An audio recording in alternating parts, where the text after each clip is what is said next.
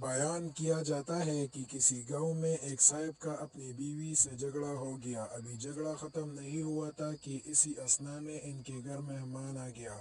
خاوند نے اسے اپنی بیٹھک میں بٹھا دیا اور بیوی سے کہا کہ رشتہ دار مہمان آیا ہے، اس کے لیے کھانا بنا لو۔ وہ غصے میں تھی، کہنے لگی نہ تمہارے لیے کھانا ہے نہ تمہارے مہمان کے لیے۔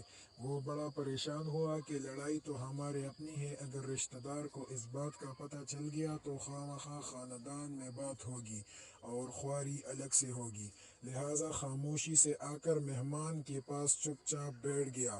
اتنے میں اسے خیال آ گیا کہ چلو بیوی اگر روٹی نہیں پکاتی تو سامنے والے ہمارے ہمسائے بہت ہی اچھے لوگ ہیں، وہ انہیں ایک مہمان کا کھانا پکانے کے لیے کہہ دیتا ہوں۔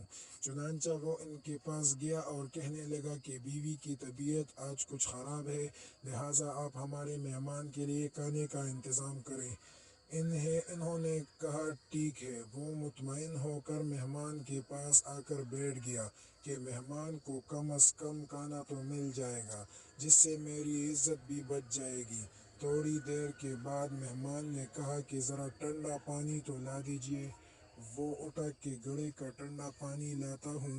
اندر گیا تو دیکھا کہ بیوی تو زار و قطار رو رہی ہے۔ وہ بڑا حیران ہوا اور کہنے لگا کیا بات ہے؟ اس نے پہلے سے بھی زیادہ رونا شروع کر دیا۔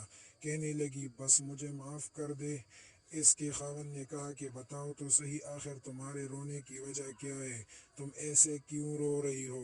بیوی نے کہا کہ پہلے مجھے معاف کر دے، پھر میں آپ کو اپنی بات سناؤں گی۔ خیر، اس نے کہہ دیا جو لڑائی جھگڑا ہوا ہے میں نے وہ دل سے نکال دیا ہے اور تمہیں معاف کر دیا ہے۔